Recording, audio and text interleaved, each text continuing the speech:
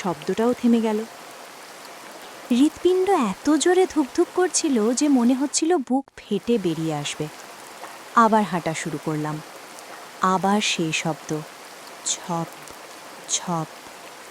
এবার স্পষ্ট বুঝলাম এটা আমার পায়ের শব্দ নয়, কেউ আমার পিছনে হাঁটছে।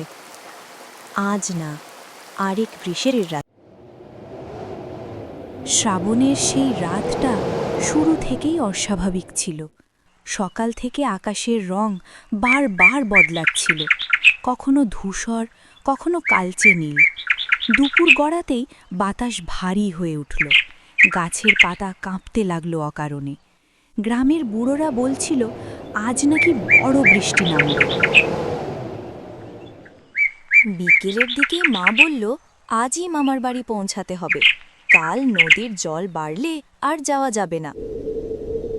আমি কিছু বলতে চেয়েছিলাম, কিন্তু মায়ের চোখে মুখে যে অদ্ভুত উদ্বেগ দেখলাম তাতে আর প্রতিবাদ করিনি।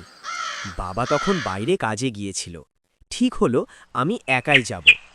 মামার বাড়ি দূরে নয়, কিন্তু যেতে হলে ধান ক্ষেত, বাঁশঝাড় আর একটা পুরনো বটগাছের পাশ দিয়ে যেতে হয়।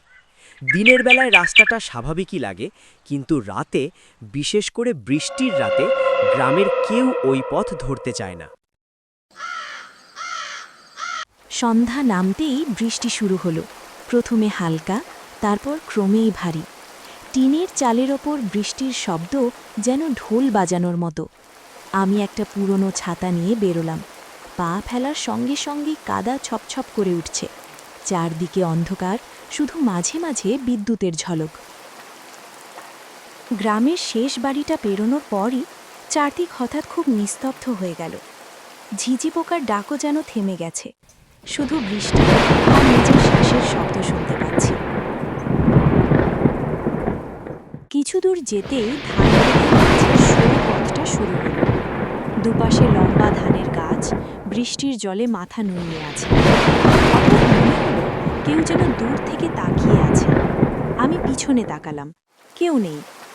নিজেকে বোঝালাম ভয় পাচ্ছি বলেই এসব মনে হচ্ছে।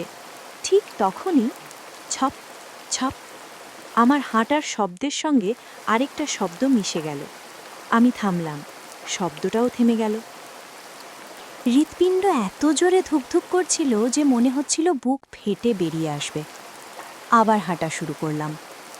আবার সেই শব্দ, ছপ ছপ। এবার স্পষ্ট বুঝলাম এটা আমার পায়ের শব্দ নয়, কেউ আমার পিছনে হাঁটছে। আজ না, আরেক বৃষের রাত।